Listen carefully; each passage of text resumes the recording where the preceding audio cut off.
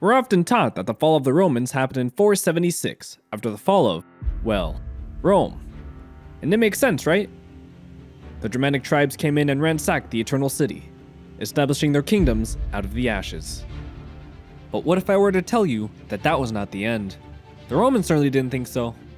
In fact, there are multiple places where the Romans continued on their legacy. Some would only last a few decades, while others would last another 1,000 years. So join us as we look into the Romans after Rome, using the game Crusader Kings 3 to tell this story.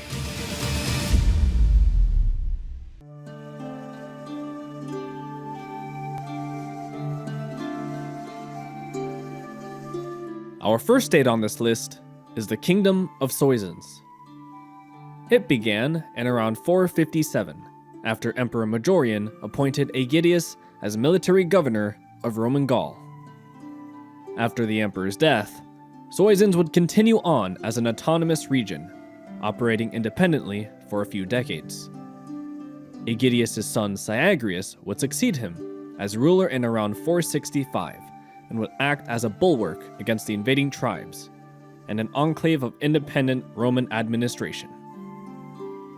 Syagrius was even allegedly referred to by the neighboring tribes as King of the Romans, though it is debatable that he would refer to himself as that due to the Romans historically hating the title of king. Unfortunately, Syagrius was eventually defeated by the leader of the Franks, Clovis I, sometime in 486, and promptly executed soon after.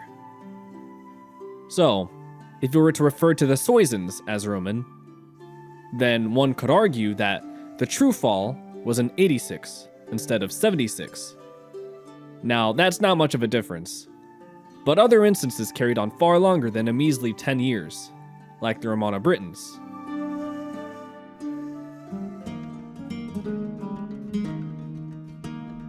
Britannia was the first imperial province to be abandoned, occurring in 410 AD, more than 60 years before Rome itself fell. Now, due to this early separation from imperial control, the realm quickly fragmented into many warlord states and petty kingdoms who frequently fought over one another. Despite this, enclaves of Roman identity continued for a time. Certain traits of the imperial administration remained intact, such as elites speaking and writing in Latin, trade with the Mediterranean, and even art such as mosaics continued to be made at this time.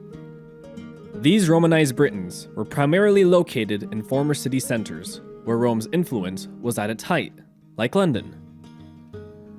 However, over the years of decentralization and anarchy, these city centers would fall into decline, as a knowledge of how to maintain them was lost. This paints a picture which is very fascinating to me.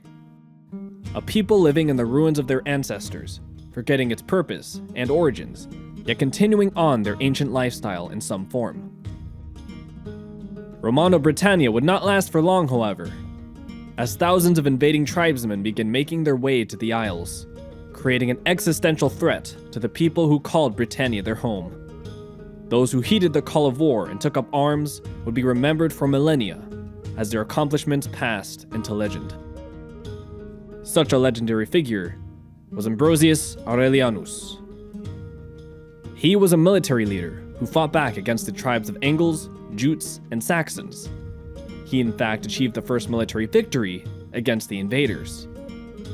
What's interesting about him is that Monk Gildas mentions him in his book to have parents who were born in purple, hinting that he may be of potential high birth. Now this can mean aristocratic origins, or even an imperial dynasty. There are many legends depicting him, some more fantastical than others. One of them even makes Ambrosius to be an ancestor of King Arthur himself. Modern-day historians tend to link him to the King of Legend, potentially even being what inspired the famous figure. There is, however, other candidates for this inspiration, such as Reothamus. He too was a renowned military leader who aided in his home's defense. His name is a Latinized Brythonic word meaning Great King, and is yet another candidate for the real King Arthur. He was, after all, called King of the Britons, and even underwent a campaign in Gaul, supposedly leading 12,000 men in an attempt to push back the Goths, resembling what Arthur did in his legends. This campaign was to aid fellow Romans in the region. However, it ultimately failed, and his army was defeated in Bourges. Aside from a few letters and rather brief historical record, not much else is known about Euthymus. For all we know, him and Ambrosius could be one and the same, and much is still up to speculation. The legend of these figures implies that this era in British history was one of heroes and monsters, filled with bloodshed and chaos as people groups vie for control over the island. But, in the end, it was the Anglo-Saxons that dominated Britannia and managed to push back what Romano-Britons remained into Wales. Over the centuries, the Romanized elements of these people would largely fade away or evolve into something new as they assimilated and mixed into the cultures around them. Soon, Rome, like in Gaul, became but a memory.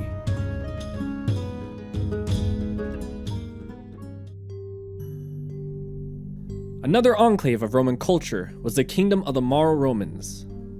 They existed primarily in what is now northern Algeria. It began in 477 when this region became independent as a Moorish Roman state. They spoke a variant of Latin, a native Berber tongue. Its coastal territory and cities possessed the Romanized population, who maintained their cultural traditions, while the arid countryside still held swaths of tribal Moors, who swore loyalty to the ruler. The local rulers held titles reminiscent of Roman traditions, such as Masuna, who held the title of Rex Gentium Mororum et Romanorum, or King of the Mari and Roman peoples. Masuna and the Mauro-Romans would make their mark in history as they aided in Justinian's reconquest of the West, most notably in the war against the Vandals, of which they occupied some of the Mauro-Roman territory. Eventually, its end would arrive when the unstoppable Muslims invaded in 690. So, if you were to consider the Mauro-Roman Kingdom as a Roman nation, they lasted far longer than the fall of the capital, by approximately 214 years.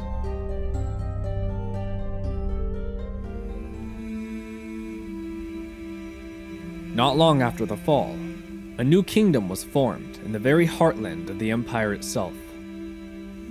The Ostrogothic Kingdom of Italy became the latest of Germanic nations in 493, under the leadership of Theodoric the Great, who had Eastern Rome's blessing to conquer the region.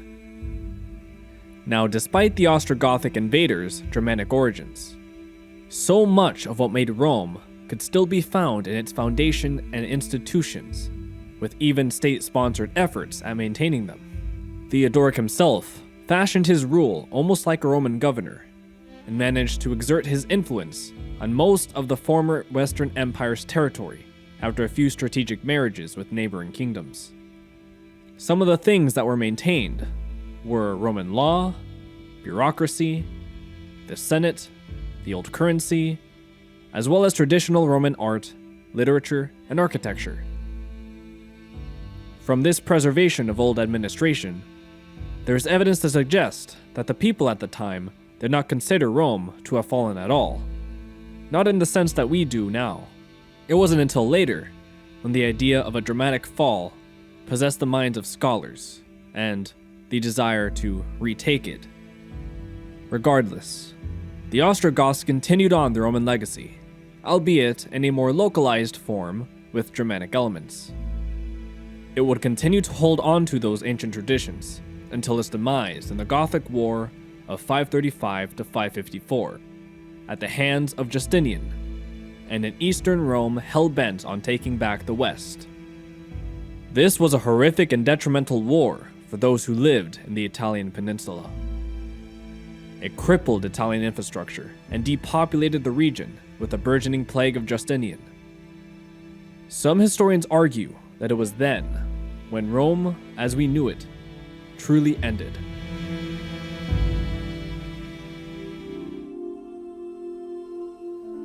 Before we get to what I believe as the most legitimate successor of Rome, I simply must mention the Holy Roman Empire, or HRE for short. The HRE was an empire encompassing the German regions of Europe, France, and northern Italy during its conception by Charlemagne and Pope Leo III. Charlemagne was the greatest in a long line of powerful Frankish rulers, and it all began when he was crowned by the Pope as Emperor of the Romans. Charlemagne's empire attempted to revitalize Roman laws, infrastructure, and ancient cultural works, bringing about stability that was not seen since Rome's fall. However, historians widely believe that Charlemagne's title was more of a symbolic or political statement rather than an accurate description of what he was an emperor to. Not to mention that this occurred in the year 800, almost 400 years since the disillusionment of the West, with no legitimate link to the empire of old. Charlemagne preserved much of what it means to be Roman. He is, after all, one of the reasons we have so much information on Greek and Roman culture. Still, I argue that his empire was not an evolution of Rome, but something new, taking aspects of it while framing itself as a true successor for legitimacy, despite Eastern Rome's resentment. What became of the empire also leads to questions on its legitimacy, for it would truly realize itself in 962, after over 100 years of civil wars from Charlemagne's descendants, becoming primarily based in Germany, encompassing territory and cultures of which Rome never possessed. The HRE was an ancestor state to what would become modern Germany, and in my opinion, was far more German in its structure and culture than it was Roman. But if one were to give the HRE a benefit of a doubt and call them Romans, they were by far the last successors on this list to fall. They would continue to exist for over 1,000 years, only collapsing in 1806 due to Napoleon's conquest, who, ironically, fashioned himself as Emperor of the Romans.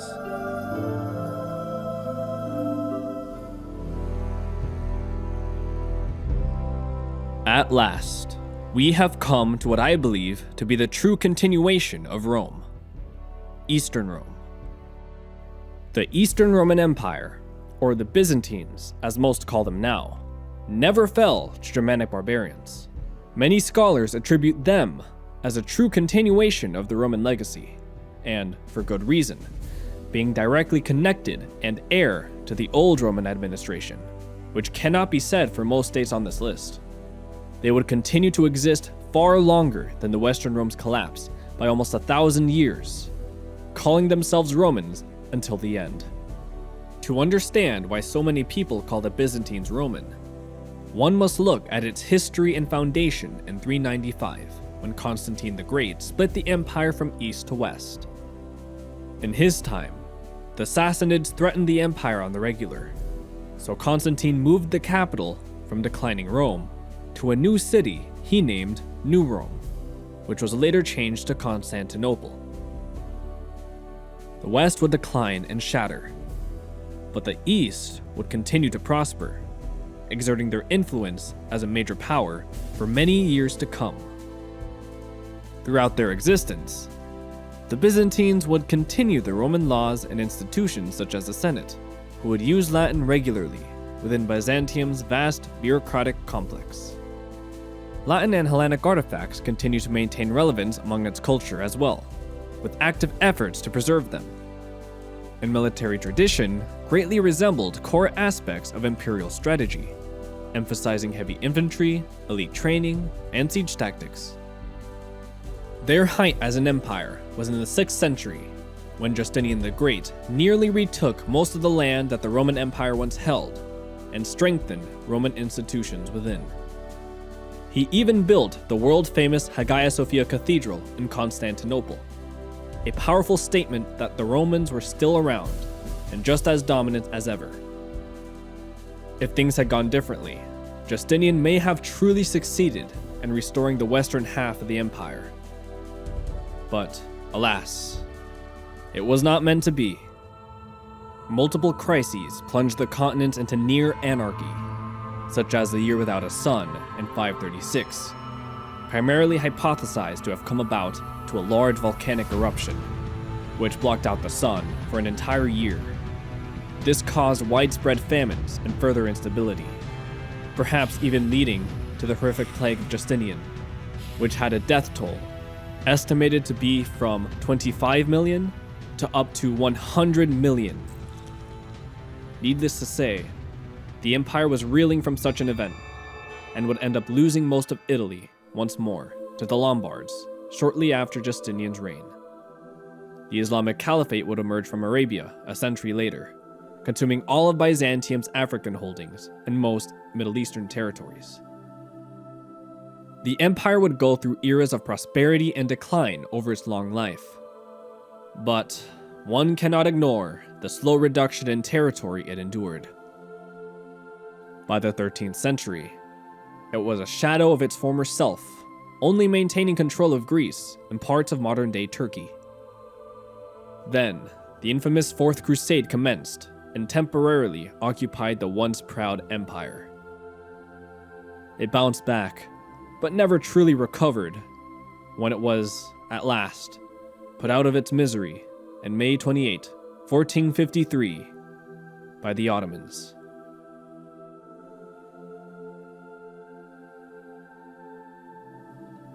The last emperor, Constantine XI, and his men fought bravely that day, protecting Constantinople and the legacy of nearly 2,000 years, despite how futile it may have seemed.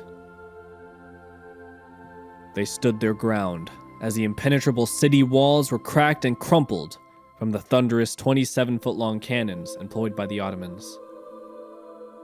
They defended that city, outnumbered 10-1, fighting tooth and nail.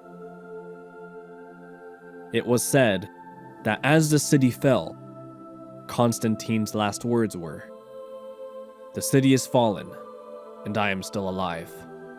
So with that, he charged at the Ottomans, and the last Roman emperor passed into eternity.